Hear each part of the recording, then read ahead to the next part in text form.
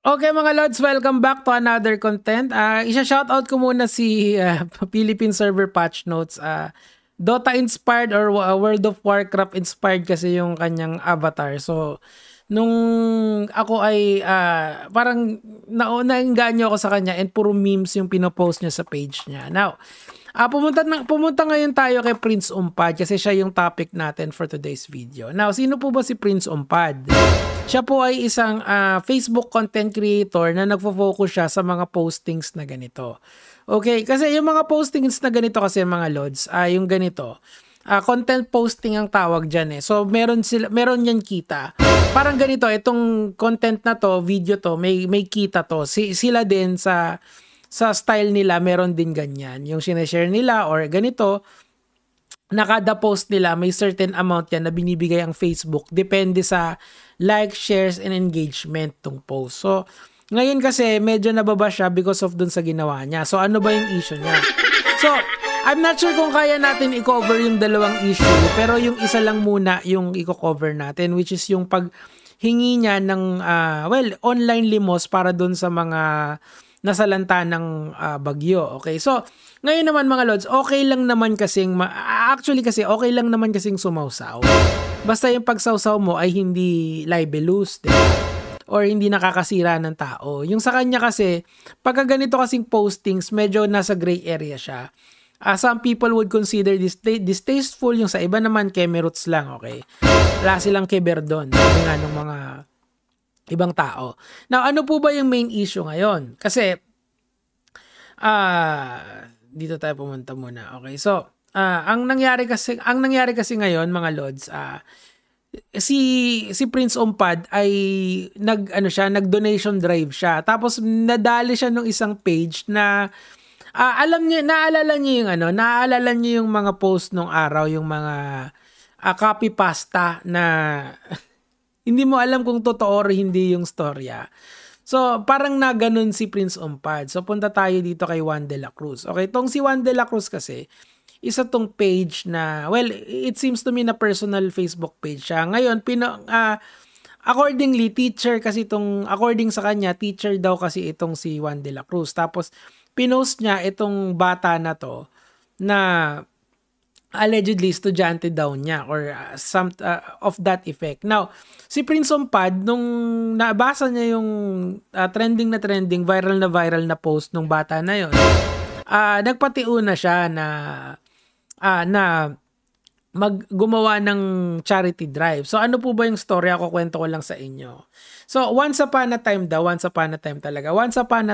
may isang bata na 10 years old na nagpa-parking boy siya. So, ngayon, kung bakit daw siya nagpa-parking boy, yung teacher niya yung nakaalam nun. Kasi nakikita nung teacher habang nagkiklase sila, nakakatulog yung bata.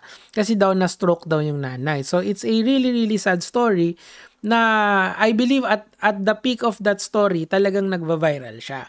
Ngayon, ang ginawa ni Prince Umpad, nagpatiuna siya ng hingi ng donations. Kasi, syempre ngayon kasi, maraming kalamidad na tumatama sa Pilipinas, lindol sa Cebu, tag-ulan sa maraming parte ng Pilipinas, and of course, yung corruption issue.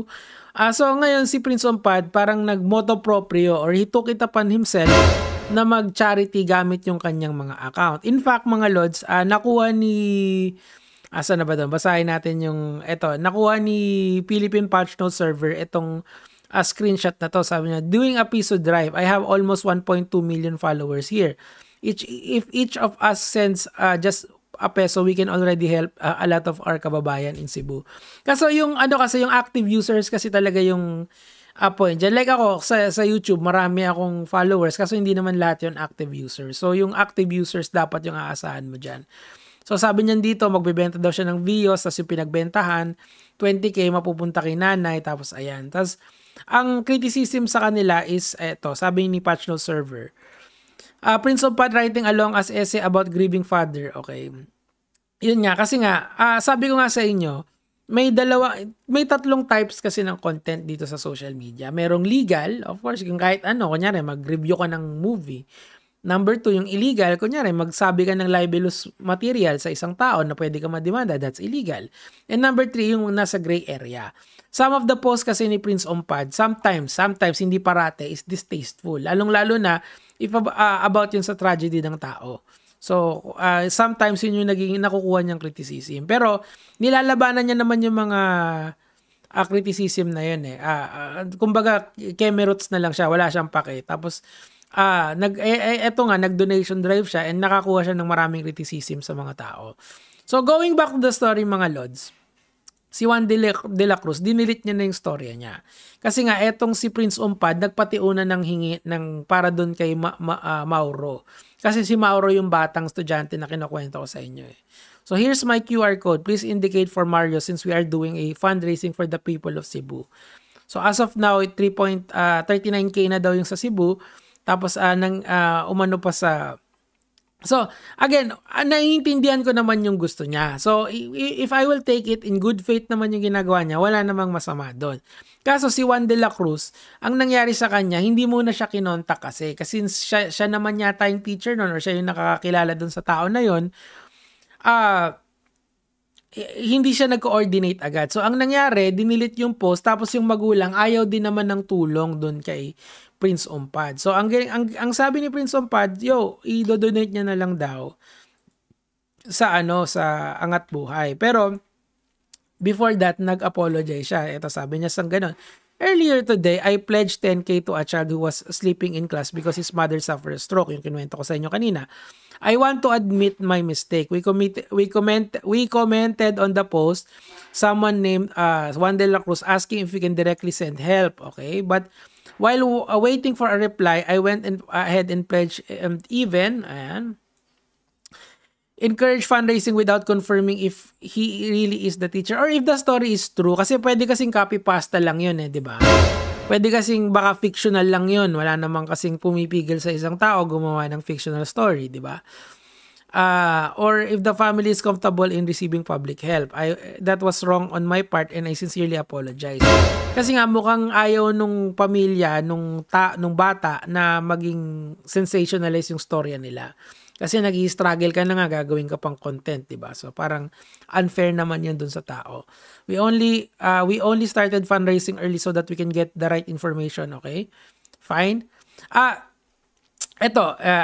wanna make a comment dito. I also asked some of doctor friends if they can extend medical support for the stroke recovery. Actually, idol, dapat, kung meron, alam nyo kasi, madali lang naman tayo, kung makakatulong tayo sa mga tao, kung magbibigay tayo ng right information. So, siguro nananawagan ako dun sa mga kaibigan, kakilala, kaaway na mga social media influencer na instead of actually collecting money from your audience, why not tell them kung paano tayo lalapit sa tamang plataforma or platform for help. Kunyari, nagka-stroke yung nanay, so kailangan niya ng medical assistance. Instead of going to private doctors, meron naman public doctors dyan na libre kasi subsidized sila ng gobyerno or gobyerno yung nagbabayad sa kanila na pwede tayong lumapit ng tulong doon. Hindi lang yon.